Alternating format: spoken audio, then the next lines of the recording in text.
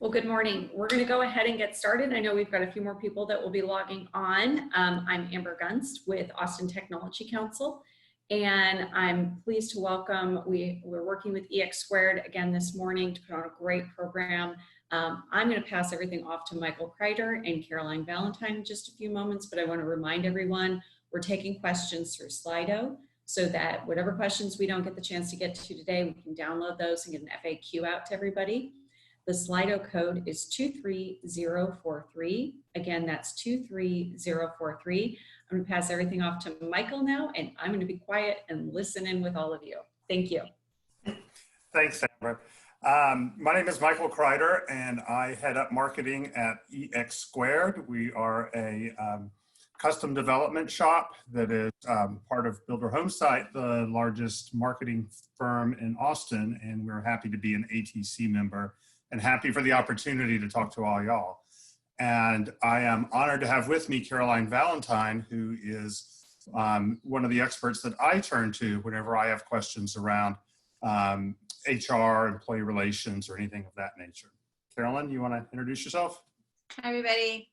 Nice to talk to you guys. Looking forward to providing you guys with some information today. We've been in business for 16 years as an Austin-based human resources consulting firm. We've got clients locally, across the state, across the nation, as well as globally, because HR is all about people, and there's people all over the world. And likewise, we have over 2,000 employees located in, hold on, let me count them, 1, 2, 3, 4 main hubs and a couple of remote hubs, but Costa Rica, Peru, India, and America. And in addition to that, we offer staffing services, so technology development for companies that are looking for remote workers. So we have a lot of experience internally, both managing as well as selling remote work. So Jess, can you go to the next slide? Hi, everybody. So we've been hearing a lot of talk about the new normal. I think every time we have any kind of a major change or a disruption in how we manage work, or even our personal lives, we do hear about this new normal. And the point that I would like to make with this slide is that really the new normal isn't new at all. Change is happening by the moment, and it is not going to decrease in speed. I think it's going to be increasing in speed. And the ability that we have to innovate and create products and services to allow us to adapt to the workplaces that we need is one of the lucky things we have about, living in a time period that we are in right now. Yeah, the interesting thing for us internally about the new working conditions is, Caroline, like you say, we're in the technology business. Technology is the, one of the things that's accelerating every other industry. But as a marketing professional, I know that, people have a lot of inertia about the way that they go about their lives and their habits, and getting them to change the way that they go through their daily business is difficult. Getting them to change anything is difficult. And the interesting thing of coronavirus is just how fast everyone has had to adapt. The company, the managers, the workers, some of them already had pieces of an infrastructure in place or most of an infrastructure in place, but there's just so many aspects to work about, the place that you're doing it, the infrastructure layer that you have, the hardware that you're using, the communication tools that you're having, how you're being measured, how you move work around, how you finalize work, that companies are having to reevaluate all these different touch points. Well, I think too, if you think about it from a global perspective, you could be an organization of 2 or 3 employees, and maybe you decide to hire someone new who might be in a different state or even a different country. But understanding that there's localized events and then there's global events. So we are talking about a big global event right now, which is a global pandemic, this virus that has attacked every nation that we have in the world. But there's always localized and regional ones that happen as well. You know, living in Texas, we're well aware of Gulf of Mexico and what all the states that border the Gulf of Mexico have been through in the last 10 to 15 years with repeated hurricanes and major storms. And obviously California is used to things like earthquakes and stuff like that. I'm just talking about natural disasters right now. But in general, being able to adapt to changes that happen is of utmost importance for an organization to be able to succeed and prosper through these times that we have that are occurring right now. Jess, can you go to the next slide?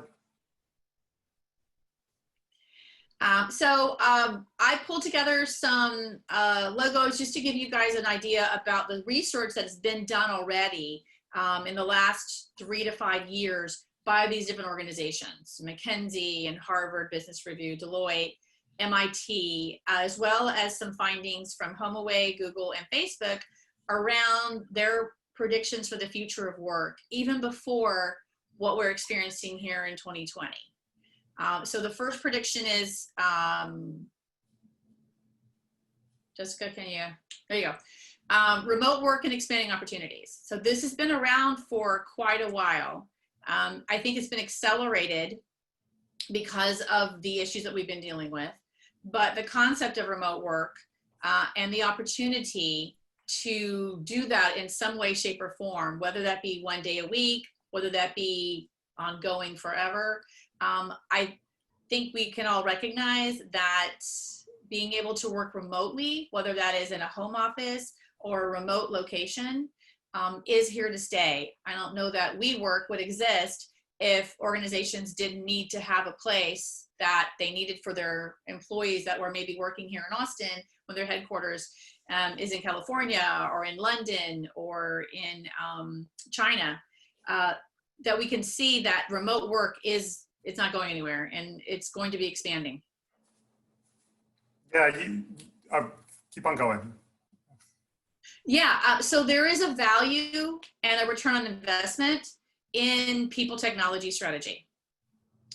So we're talking about everything around the use of technology to allow your people, your employees, as well as your customers and your constituents, the ability to become more productive, more efficient, be able to track, report, all of that much better when you begin to look at how do we create the kind of technology that supports our people. And that is going to be coming to the forefront even more, I think, in the future than it already is. Yeah, that's really interesting. We, obviously have a portfolio of customers that we work with and had roadmaps throughout 2020 and that we were following in January and February. And then in March, it shouldn't be a surprise to anyone, all these companies started reevaluating, their investments and their roadmaps and decided to accelerate a lot of their digital strategies. So work that they were expecting to build or launch in Q3 and Q4, all of a sudden, with everyone, changing their patterns and path, became more important for the success of their business. So they accelerated all that. Really, a lot of the work that we're doing right now, so it's sort of this phase one, is customer-facing work. So different ways to communicate with the customers and some more of the supply chain. What we're starting to see, or the conversations that were starting to happen, is exactly what you touch on, Caroline, is the people technology strategy. So it's technology that accelerates the communication inside the company. Some of it's HR focused, how do you measure and promote, or how do you measure and train better the remote workforce that you have? Some of it is still business focused. How can you build new apps that enable a more remote sales force to better integrate into their CRM and better capture some of the work that they're doing? But it's a focus, like I said, from looking at the customer to looking at the whole organization. Also, too, you touched on that point about HR. So I wanted to talk a little bit more about the value in having a good technology solution for all things that relate to employees and employee engagement, candidates, and everything else. It's not just about becoming more efficient and more productive, but there is a whole part of compliance. Anyone out there right now who has received a PPP or is thinking about doing that, because there's going to be some more coming out here, I think, pretty soon, that recognizing there's a lot of reporting that goes into that for loan forgiveness, all the tracking that needs to be done right now for paid leave and extended FMLA for small organizations. Larger organizations are already aware of all of the compliance and reporting that they have to do. So being able to do that effectively and efficiently is important. And then moving beyond compliance and efficiency and productivity, and we start to talk about true employee engagement and the ways in which you can ensure that you're able to communicate to your employees in a way that they feel empowered is important. And lastly, I would say the ability that an organization has from every level of the organization, whether it be the executive level to the individual contributor level, to see upwards or look downwards along that that axis of what are we doing? Let's look at how we're actually doing this.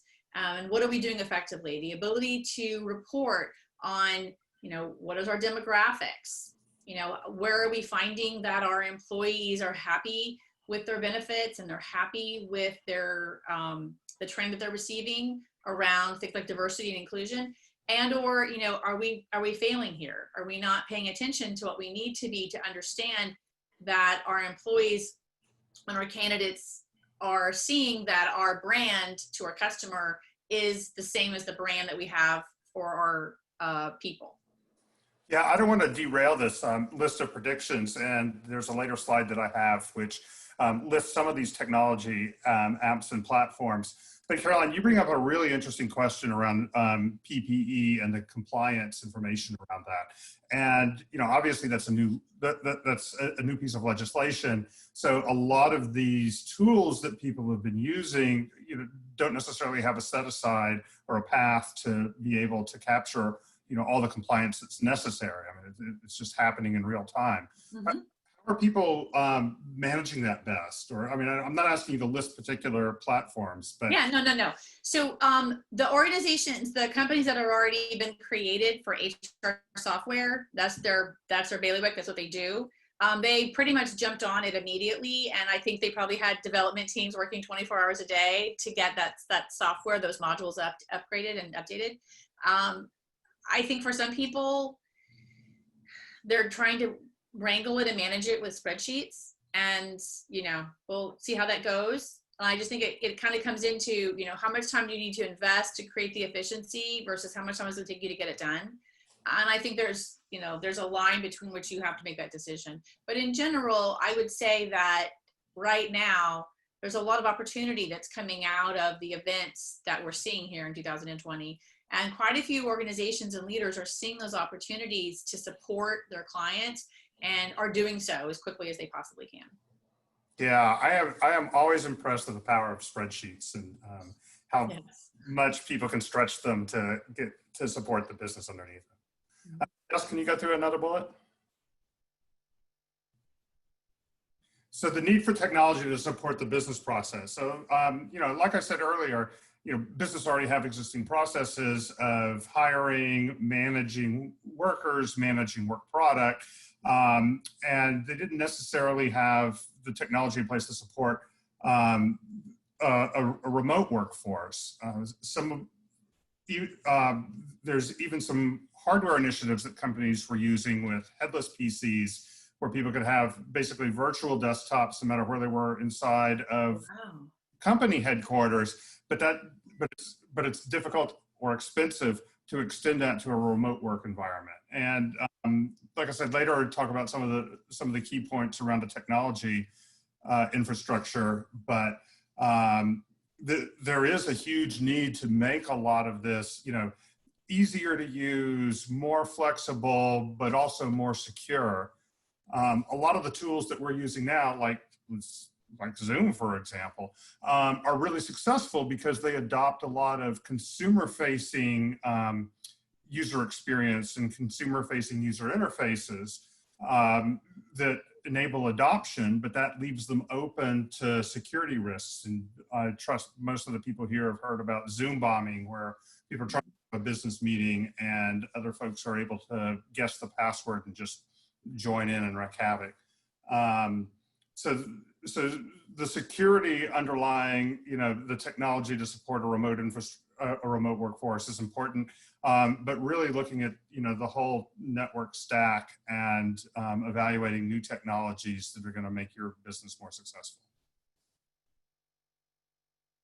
Jess, do you have another one there? Well, there's one more. Can you go back? There's 4. Give me a second. Sorry about that. Yeah, you'll have to go backwards because there's a 4th bullet. In the meantime, hello, everybody. Well, let's see if we could jump ahead. So the 4th bullet was employee engagement and support for life events. Mm-hmm. Yeah, and that's So really. I'll be talking about that a little bit more in the presentation. I've got a whole slide on that, talking about, as we see right now, we're in the middle of many, many life events that are occurring for folks. One of my employees just gave birth right in the middle of the COVID situation. And what an interesting situation that was. But we're going to be talking, I have a whole slide about this, so talking about engaging with employees and supporting them throughout whatever life events that they have during the time that they are working with you and for you. Yeah, that's interesting. Well, we've had, I think, 3 births as well. In addition to all of the ordinary life events like graduation from high school, graduation from college, getting, spouses and children getting first jobs, all these things that are going on. And people may not know, but we do a whole lot of work with home builders, and the demand for new homes is actually, right now, is actually higher than it was this time last year. And, some of that is people wanting to move out of cities, but some of that is just, it's just the economy, even with the shocks that it's had, even with the unemployment, still moves on, and people are moving to Austin for work. People are moving away from Austin for work. And, how do you as a company support all that? Yeah, absolutely. Right. Okay, great. Thanks. Jess, you can go to the next one now. Okay, Jess, you can just keep clicking as each of the photos comes up. It's really meant to form, a quilt. And the point of this is to talk about the work configurations and the way in which we have predictions about the future of work. And I think that it's probably going to be some quilt version of what we know to be true now. There will be folks that are really excited about working from home forever. There'll be folks who are really excited about getting back into a space that they share with other people that is clearly defined for work. There will be folks that are working collaboratively with some folks in one location, other folks in other locations. I think you're going to begin to see that. I think the understanding of what constitutes a workplace is also going to be changing. I think you're going to see more folks that are doing things like having walking and talking meetings, like saying, hey, let's meet and go take a walk around the block, versus let's go have a cup of coffee or meet in a conference room. I think you're going to see that understanding of what actually creates a space in which we can get work done is going to be varied. And the opportunities here for organizations to understand how to build work configurations that allow the work to get done is really important. There's been all kinds of articles and blogs and Facebook memes and all kinds of things that are going around about how right now managers are finding some employees are flourishing in their productivity and their ability to get work done, and some folks are really floundering right now in their ability to be productive and get work done. And what we're seeing is that each of us are individuals with individual traits, whether we be introverted, extroverted, somewhere on that continuum. How much our physical environment influences our ability to focus and get work done. And I think we're going to find is that the need to create customized work configurations within limits, of course, but to be able to do that is going to become more important. We're already seeing that coming out of interior designers, commercial builders, even home builders for standalone homes or duplexes, condos, apartments. We're seeing the need for, I need to have a unique space for an office. And that's happening right now. It used to be maybe, hey, I needed to have my master on the ground floor. I needed at least 2 bathrooms or whatever. Right now, what we're seeing is, hey, I'd like to have the office space not be a spare bedroom that I have converted into an office. I'd like to have a space that would be separate. Or, hey, you know, we have this whole open concept at the office where everyone's, you know, gathered around a common table, and maybe we have a phone booth we can go talk in, and that's really not going to maybe work for us anymore. Do we want to go back to traditional environments? Do we want to have cubes? How do we best create a space that works for us as we get past the situations that we're in right now, with having to stay separate and needing, because of shelter in place or stay at home orders, that we not work in close proximity. Yeah, I think we had already started to hear the rumblings of the death of the open office in 2019. But what the new configurations look like are going to be really interesting. And like you say, there's a lot of smart people, including, you know, designers and, you know, really deep corporate thinkers that are putting their minds to that. You know, I try and think about what my workplace would look like. I mean, I've got a cube, you know, are they going to build like a top that I pull over the top of my cube and have, you know, an air filter in there, and, you know, that's a little cubby hole? I mean, that wouldn't be my preference. But, you know, from a more structural standpoint, you had companies like Starbucks, from a branding perspective, trying to position themselves as the first place, where home was the third place, where home was the first place, work was the second place, and then Starbucks was this third place that people would go, honestly trying to take traffic away from community organizations, but also to replicate, you know, a little bit of the home, a lot more of the work. And other coffee shops have been successful around that as well. Now, when you start to think about this, I mean, you're absolutely right that the home configurations are changing, whether they're new homes or existing homes, where you've got your home as the first place still, and then your home office is the second place. And then what does that make that third place? Is it the remote office? Is it the coffee shop? Is it the outdoor coffee shop? I think that this is still shaking out, and you know, some of this obviously is going to depend upon the health and safety considerations that we go through. But also too, I think it's going to be the technical solutions as well. I mean, you have to be respectful of what are the abilities that employee has to get access to technology. You'll have folks right now that are already struggling. Perhaps they live in a place that doesn't have really great high-speed Wi-Fi, and they've been relying on satellite, or they've been relying on, you know, low speed, and now they're struggling because they're having trouble getting the right connectivity. So I think you're going to see that employers are going to have to consider, what is the technical support we need to provide our employees to allow them to become really productive?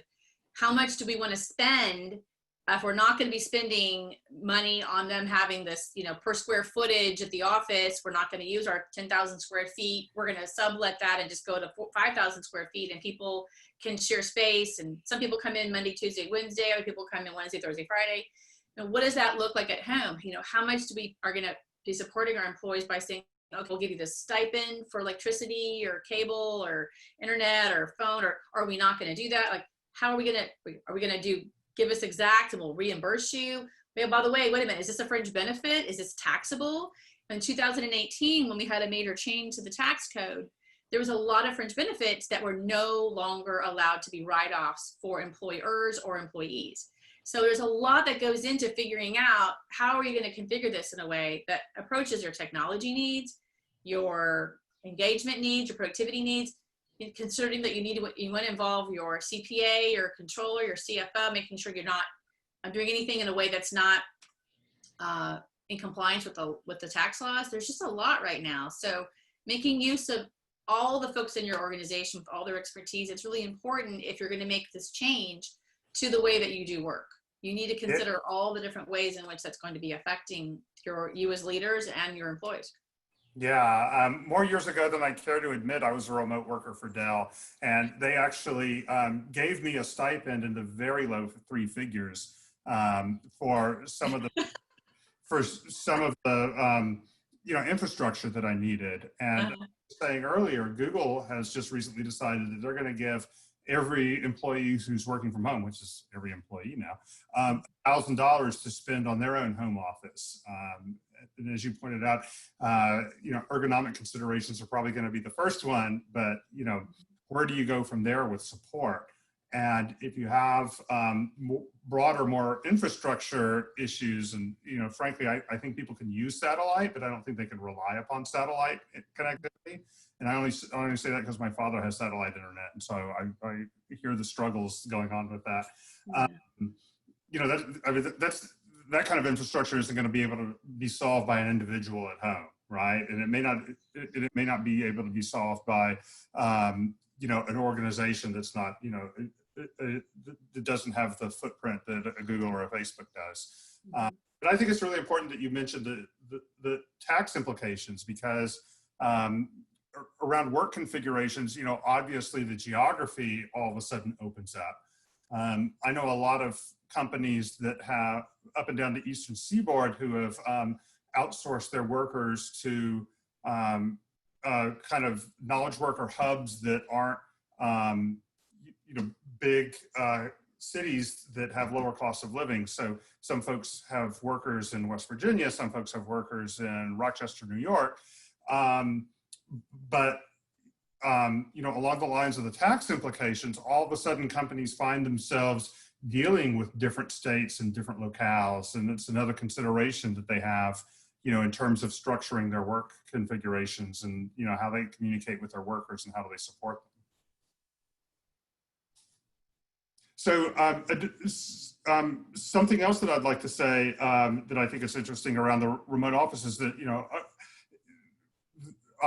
from a macro perspective, the other thing I think about is, what's the nature of a corporation? I mean, why do businesses exist? Because when you look at a model like a movie, you've got thousands of people that are all independent workers coming together to, create something For a project, yeah.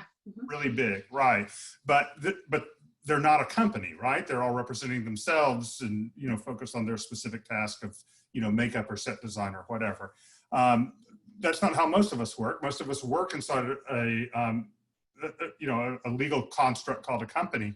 And so why do those companies exist? And I think that they exist, to reduce friction and to gain efficiency, right? You've got all these workers that have an assignment and presumably, know the goals of the company and know how they contribute.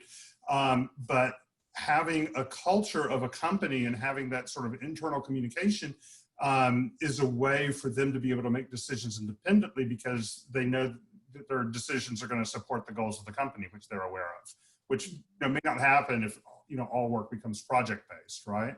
But then how do you support that if everyone's remotely? How do you as a company make sure everyone knows what the goals are and make sure everyone knows what their part of contribution towards that is? How do you configure your work so that if someone is in Rochester and someone is in Minneapolis and someone is in Los Angeles, they can all work together and you're gaining those efficiencies. It's pretty Yeah, I think for a lot of companies, there's been such an easiness to saying, I'm just going to walk down the hall or, pick up the phone and call this person and get that answer that I need immediately. And that when you're in a small company, that's much easier. If I'm walking from my kitchen into my dining room, it only takes me, probably 10, 15 steps. And so if I forget to bring something, I just can go really quickly go back and get that. But if I lived in a situation where my kitchen and my dining room were a mile apart, it would take me a lot of time. So I'm not going to forget to bring everything with me. And I think what happens is when you look at remote is that there's a need to be more organized. And for some people, that's great because they love being organized. But for some folks, that's difficult for them because they're not as, planners. They haven't considered how they're going to do this. And so then they end up throwing up their hands going, I just can't do this remote thing because it's too difficult. Well, really the change that needs to happen obviously is to get organized. And when you're organized, it's easier for you to communicate with your team and it's easier for you to hold your team accountable because all the information is there that needs to be there. I wanted to talk a little bit about this slide, which may seem a little incongruous in terms of what we're talking about now, living in this pandemic environment. But the digital nomad was very big, and 2019, the numbers were really off the chart for 2020, what it was going to look like. And I think we just got a lot of pent up demand. I think once we get past this situation that we're in around the fear of catching a deadly virus, that you're going to see more and more people that are interested in being digital nomads and saying, hey, if you're going to work from anywhere, that means in May, I want to be working in Japan. And that means in December, I want to be working in South Africa. And that means in other places I want to be here, or I'm going to spend my winter with my family in Florida, and I can spend my summers in, I don't know, Michigan or something like that. I think you're going to continue to see more of this. HomeAway had already put something into place years ago before their acquisition by Expedia, around 1 month a year that you could work from anywhere in the world. And you could make use of a HomeAway property to do that. And it wasn't a sabbatical, you were literally expected to work, but you could choose to work remotely for 4 weeks. And it was very well accepted, and very, from what I understand from talking to the HR folks there, as well as executives, that it was very much utilized. And so I think we're going to see a big pent up demand once we get past the safety concerns that we have. And I think we're going to continue to see folks that are going to want to do this. So right now is the time to be planning for what's going to be happening in 2021 and past that, in terms of how do we put something together to manage really effectively, which is pretty much what you were saying before, Michael. But don't bury your head in the sand about this, because it's going to happen. Yeah. But you're going to say, I want to work from anywhere in the world, literally. It makes me wonder if HomeAway has any facilities in Antarctica. That would be the first one. I mean, because when else are you going to go to Antarctica? But this is really interesting, because this is demand from the workers, right? If I'm going to be a remote worker, where do I want to be a remote worker from, and how much does it manage? How much does it matter to my company? Ultimately, the decision is going to be made by the company, and so companies are having to look internally and reflect upon their own culture. Like I said, our company provides remote workers to big tech companies. But yet our culture is still one of being centrally located. Even though we've got different facilities, the culture is one where you go to that facility and you don't work from home. And it's not that we're measuring input instead of output. We're definitely measuring output. But it is what you're saying is that one of the ways that our company culturally likes to reduce that friction is to have that ability to walk down the hall and to have the impromptu meetings, and also have the creativity that kind of brainstorming, that ad hoc brainstorming allows, right? And so companies are having to look internally and decide, we'll come to grips with what their culture is now. Caroline, as you well know, a lot of companies, don't go through that sort of reflective exercise. And then decide what kind of culture that they want to have and how they can best support that if they want to move towards something that supports digital nomads. I mean, we've all been in a situation where, there's 6 of us in a conference room on a conference call with, one remote worker that's dialed in, and everyone in the room is having a robust conversation. And then it's like, oh yeah, Phil, what do you think about this, right? And is that really supporting a digital nomad culture? Is that really supporting your employees, just giving them a chance to dial in without really having a stronger infrastructure to enable them to be engaged?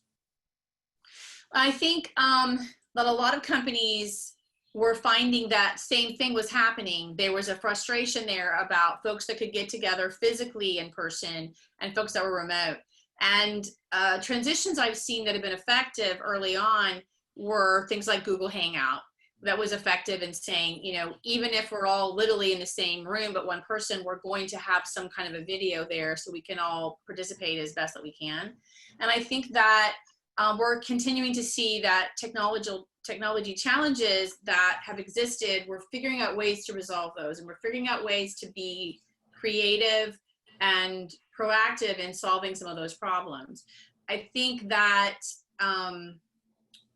for companies trying to figure out what to do about this growth of remote work, there's so many considerations, even beyond the home office that we've talked about, the technology needs that we've talked about. We need to talk about things like compensation and benefits and what that's going to look like. Because if you're paying all your salespeople $50,000 on a base, $50,000 in Los Angeles is much different than $50,000 in Des Moines, Iowa.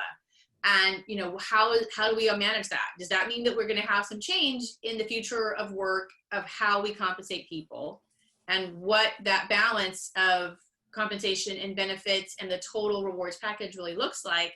Because our folks are in so many different environments. Do we have all the answers right now? No, but it means it's time to plan.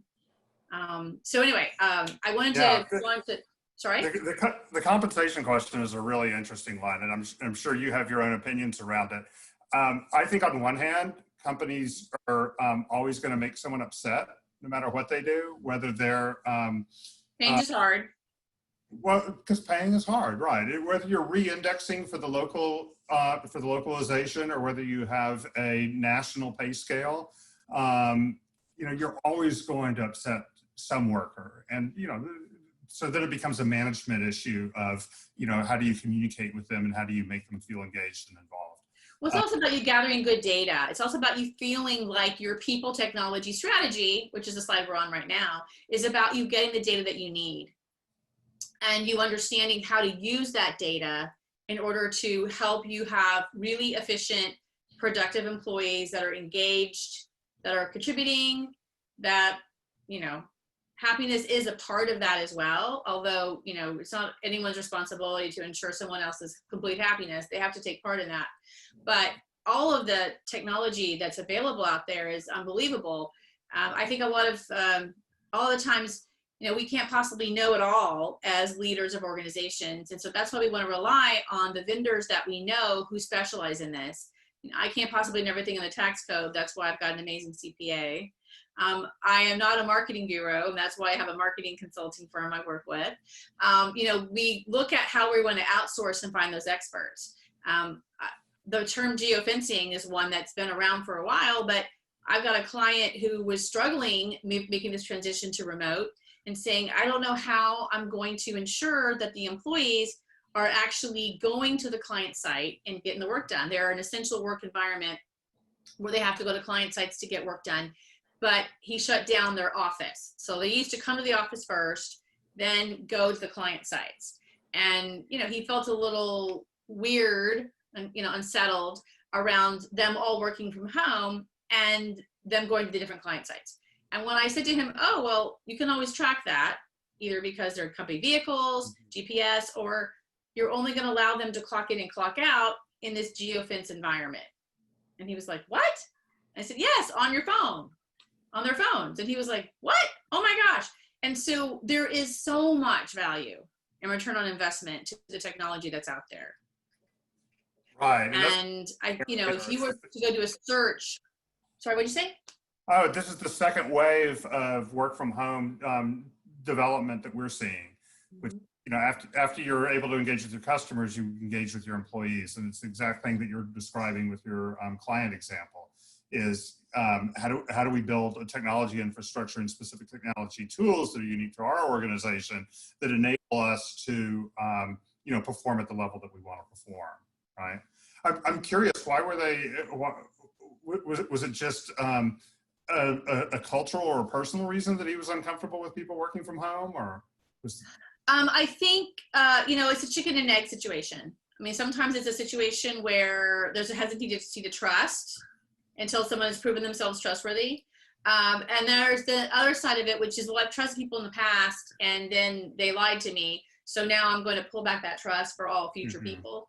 I think that was a part of it. But I think more than anything else, it was in a busy business owner who is trying to juggle all the different balls that you have to when you own a small business, and didn't really have time to spend time on the strategy and planning of what tools are available out there to me so that I could take my bike from first gear to second gear or third gear even. That's not easy to know about those things. And then you just sort of stop, plan for it, and then make that transition. And there's always a little bit of a hiccup when that happens. Anytime you're trying to use a new technology, anytime you're training your folks to come up to speed and competency on something, it's going to take a little bit of time.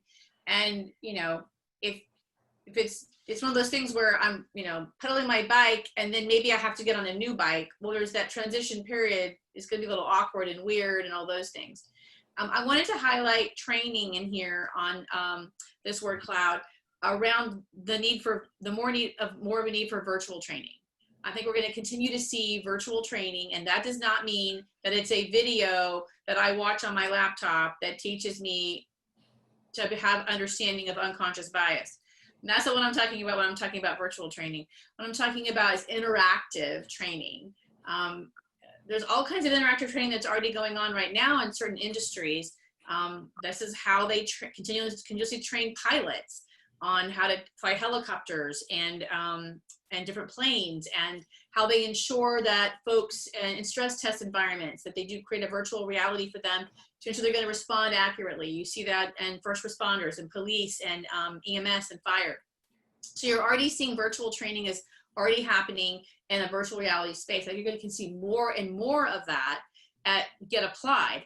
And with those kinds of virtual trainings, it's not just a static one way of information that's coming at you like you were watching TV or listening to the radio. It's interactive.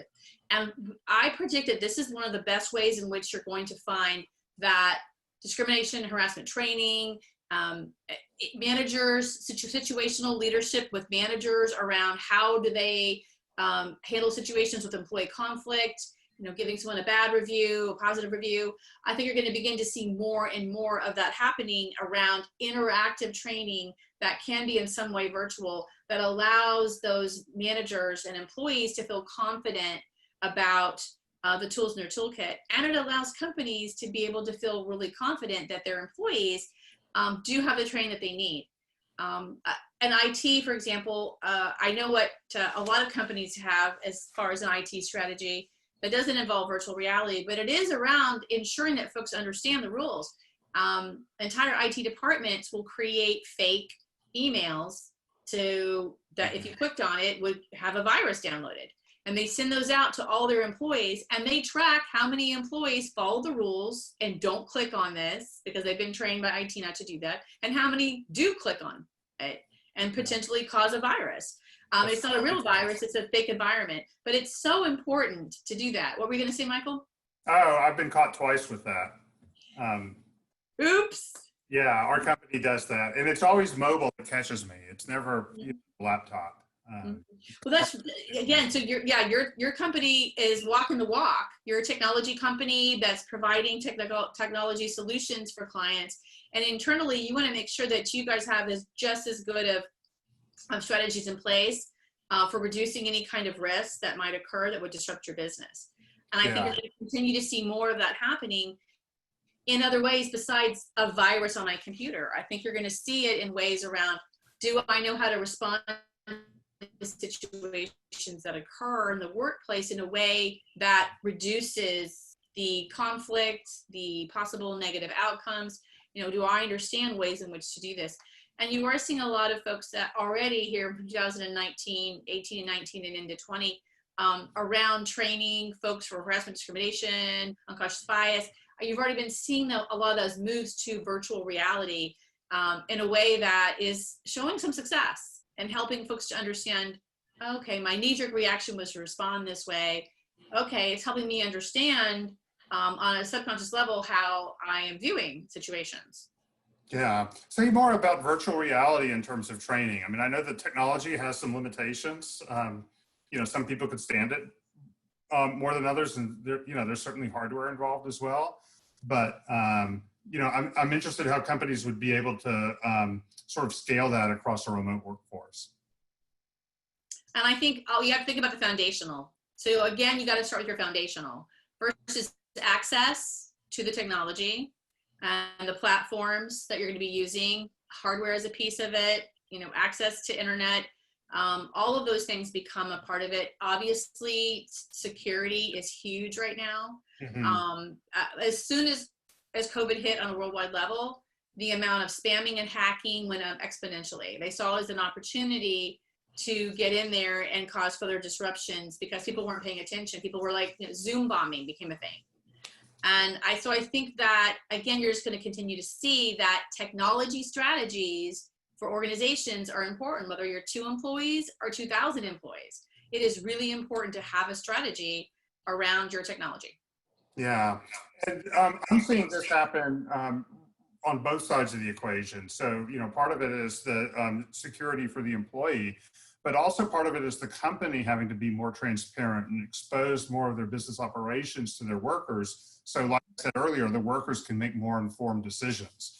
I mean, really, the people that are going to be the most successful working remotely are self-starters, right? Because, they need a little less hand-holding and they need a little less direction. It's like, here's the tools, here's the goals, go accomplish it as well as you can. With the training that you're talking about, supporting the folks that find that a little bit more difficult. But, if you have people sort of working quasi-independently, racing forward, you want to be able to support them, like I said, with the business information so that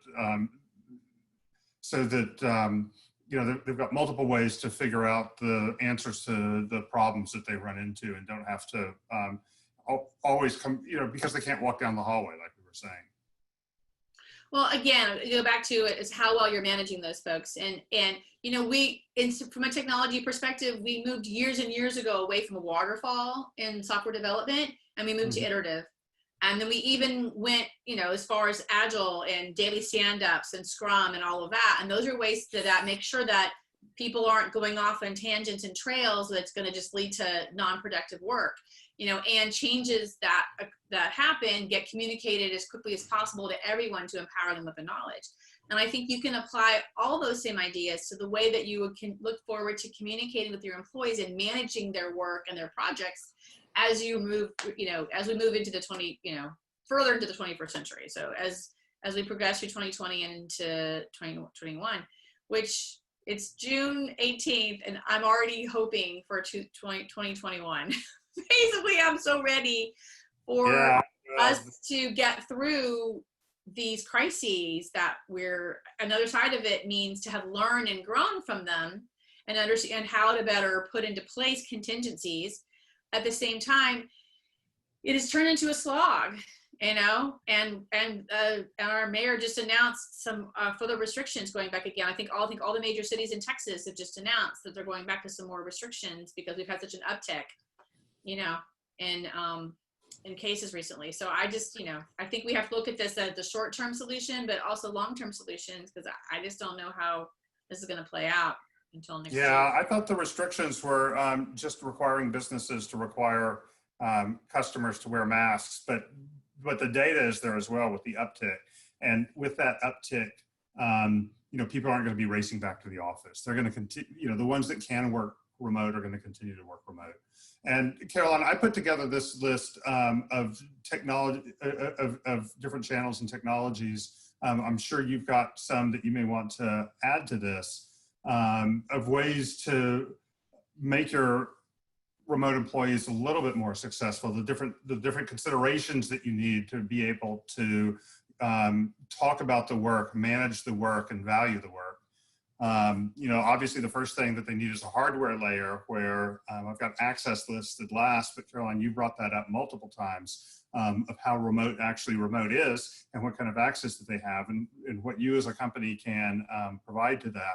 And then of course they're going to need, their phone or their laptop to be able to use the applications that's necessary for their job. They're going to need software applications to communicate and collaborate.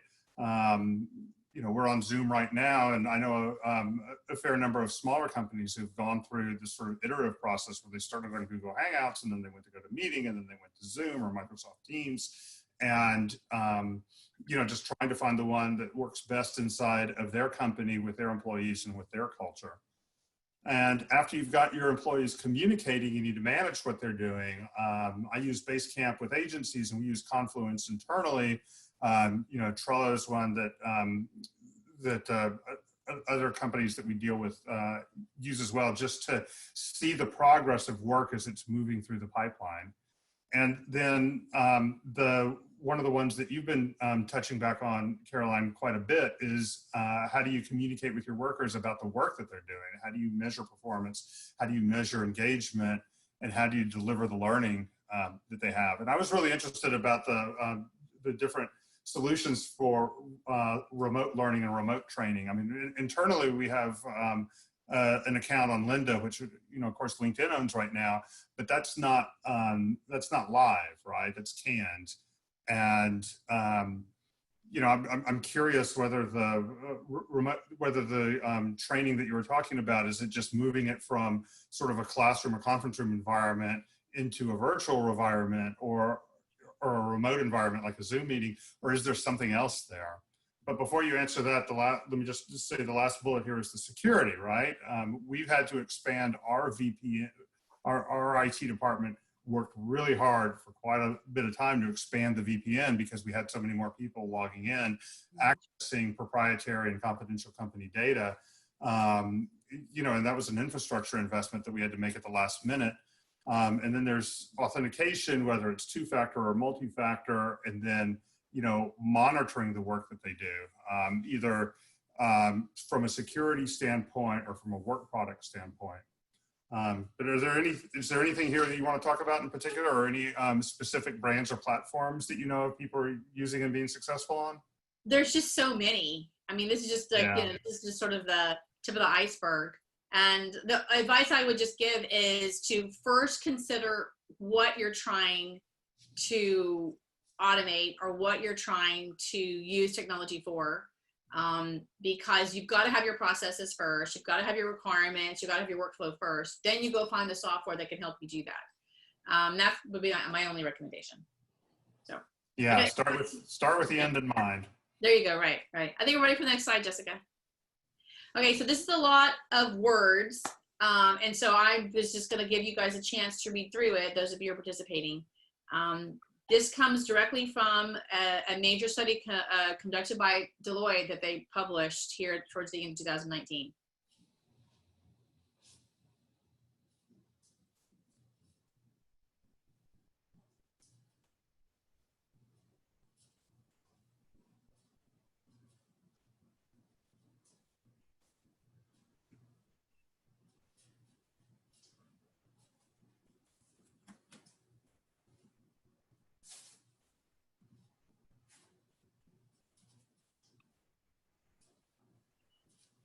Yeah, it is a lot of words, but I like it that the headline starts with culture, because from my perspective, from an organizational approach, you know, everything starts with culture.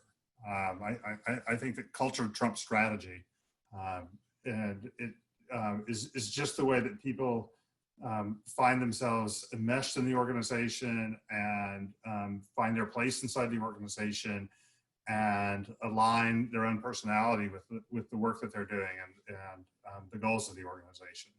And I think that culture is one of those items that a lot of managers tend to overlook because they think that it's going to evolve organically and on its own. Well, it does evolve organically, and then what happens is your culture isn't what you wanted it to be, and all of a sudden you're like, no, my culture to be this. And you're like, well, the reality is your culture is this, because you let it grow organically instead of understanding what was your intention around growing it.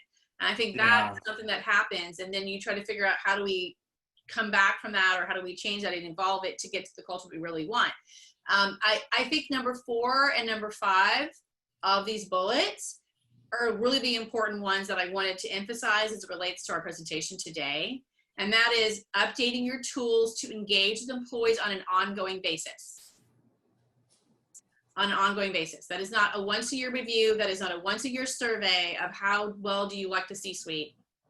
None of that is true. It is about you communicating on a regular basis with your employees and allowing them to communicate with you on a regular basis. So it becomes more of a conversation. And technology lets you do that. So why not use that?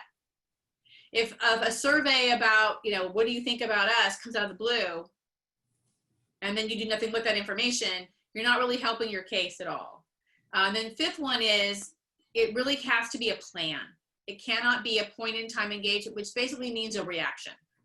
It cannot be a reaction to, oh, we should try to communicate what's happened with our company, or, oh, hey, wait a minute, you know, we're trying to manage our performance, but then we realize our job descriptions are really terrible. And, oh, our employees are saying, wait a minute, you can't manage me on this performance because you never told me this was a goal I was supposed to have. So it really becomes all about everything. This last bullet talks about workplace design. We're talking about the design of your workspace, which we talked about earlier in the presentation. Your leadership and how you're training your leadership to be able to identify and support your employees correctly.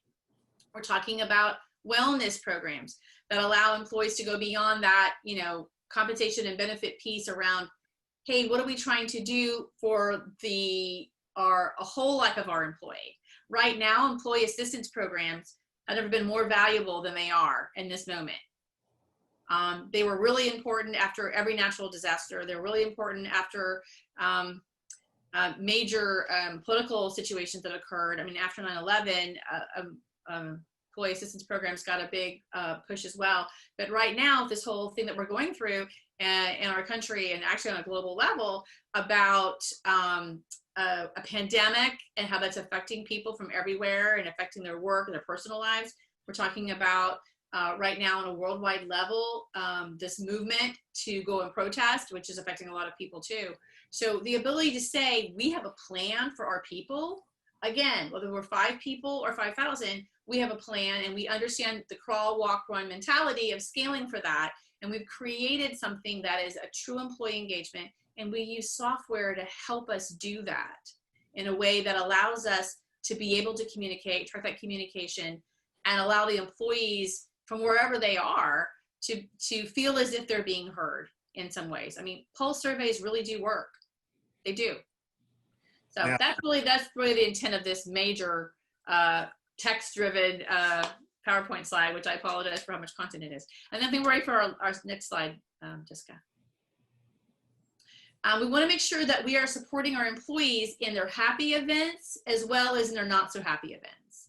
And that's the point of this slide really, is a lot of companies are interested in doing things like having maternity leaves or paternity leaves, or you just adopted a dog and you'd like to have some time to bond with your dog.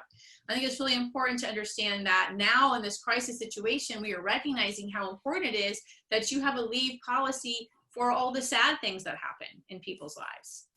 Illnesses and deaths and the need to take care of loved ones. I mean, that was a whole part of why Families First Act was passed with paid sick and extension of FMLA, is that we're recognizing that we need to be able to support our employees in all the ways that happen.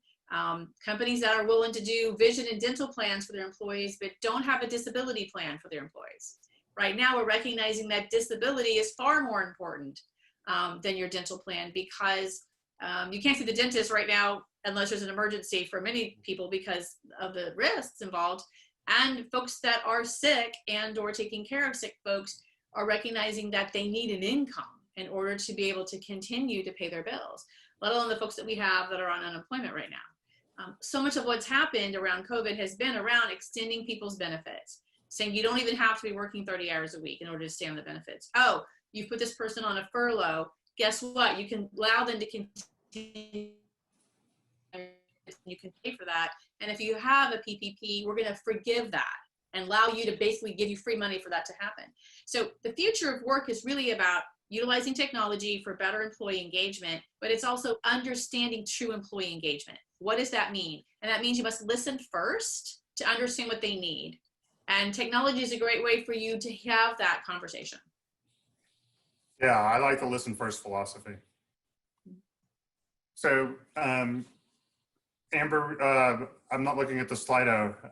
I know we had some problems with folks joining, the folks that were able to join. You know, we had a few people join. You talked a lot about technology and how it works for people. We have done a lot of these programs. This is the first time we've actually had trouble with people logging in. We did get a few emails. And so, I mean, the most important thing is that my cat has decided to join us. But what we want to do, Hey! What a cute. just because we've had, he's getting into everything. He was singing the song of his people while you guys were talking, actually. Oh my gosh. So what we'd like to do is we'd like to open up for everybody who's on the call, see if there are any questions, and then we'll keep Slido open because we're going to get this link out to everybody today so that they can see the video, even if they were having trouble logging in. And so we'll keep Slido open through the end of the day today to give people the opportunity to ask questions that we can get over to Michael and Caroline to get those answered. So Jessica, if you want to open up the microphones for everybody and let them have at it and pepper Caroline and Michael with questions. I have unmuted everybody. I believe that if you have questions, you can unmute yourself. And if not, please send me a chat.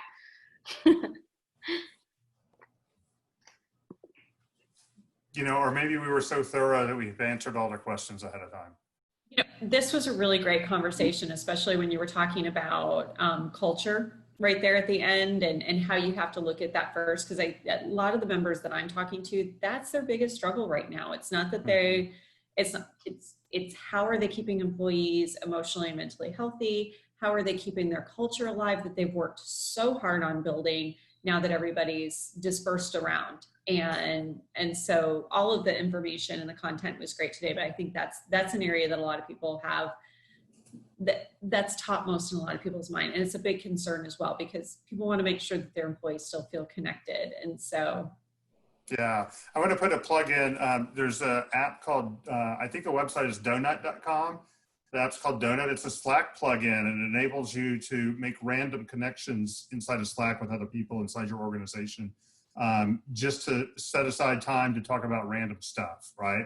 So it's not something that focuses on work productivity, but it does focus on making people feel more engaged with the organization. Because Building connections. Mm-hmm. Yeah. It's like bumping into someone in the break room. Mm-hmm. Yeah. Great. Yeah. With the virtual version. Yeah. Wonderful. So does anybody have any questions, or should we wrap up and everybody can scarf down a quick lunch before they head out onto their next Zoom call or meeting or webinar? I think that's our answer. Well, Michael and Caroline, thank you both so much. It's always good to see both of your faces. I can't wait to see everybody around soon in person. Let's all take care. Let's make sure we're wearing our masks when we're indoors. I realize it's 100 degrees outside, so just keep it in your hand. So if you come across a crowded path on the sidewalk or in your neighborhood or on the trail, that you can put it on really quickly. Take care of yourselves. We want everybody to be healthy. Once again, ATC is missing our in-person events, just as you all are missing them as well. So we will start those up again 60 days after the work from home recommendations and restrictions from the city and county are lifted. Right now, we're looking at mid-October. It might be January, everybody, just based on what we're seeing trending. But if we all do our part and we all are in this together, then hopefully we can try to get together in person in mid-October with a small group. So Yes, you all have a excited. wonderful day. Try to eat something healthy. I've been eating cookies, so I should probably take my own advice there. Thank you all. You have a wonderful day. All right. Bye-bye. Bye. Thanks for joining.